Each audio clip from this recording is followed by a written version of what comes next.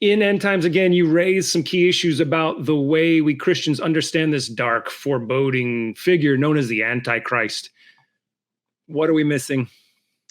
Well, the actual term Antichrist, usually uncapitalized, is found in the New Testament 5 times in the letters known as 1 John and 2 John, once in plural form, interestingly, and 4 times in the singular. The wording of these particular references are such that they are often interpreted as marking out a certain category of person rather than, or maybe as well as, an individual.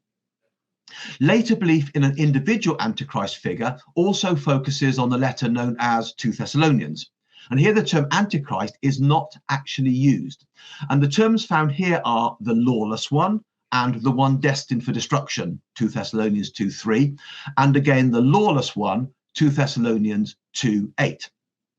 The later conflation of this person with Antichrist, and often with the 4th beast of Daniel 7, is understandable, given that in 2 Thessalonians 2:4, he is described as one who opposes and exalts himself above every so-called god or object of worship, so that he takes his seat in the temple of God, declaring himself to be God.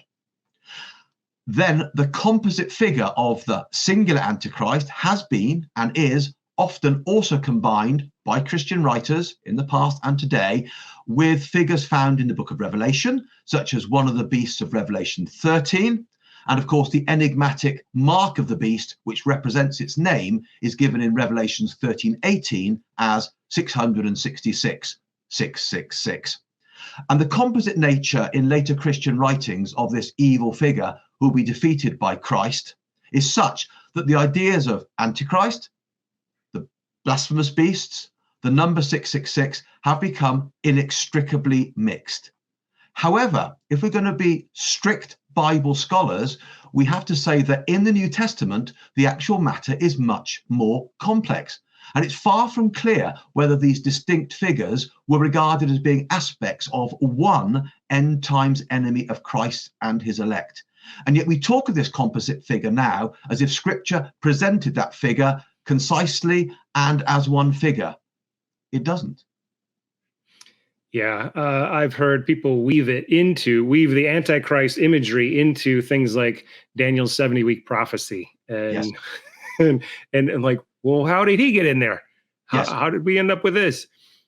Exactly. We end up with the quarrying of Scripture in order to reinforce and create timetables which themselves are highly dubious, and associations which I think are highly questionable. Yep, for sure. So you don't believe that there is one Antichrist set in the future. This Antichrist could have been a single person in the past, could have been and is, to some degree, we see this explained in Scripture where it is a mindset. It's a heart position that exalts itself against God. Is that right?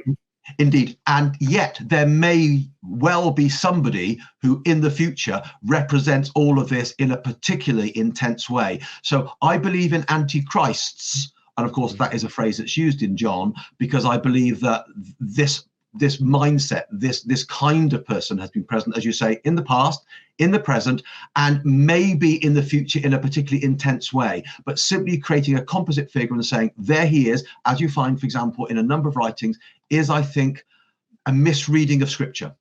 Yeah, good.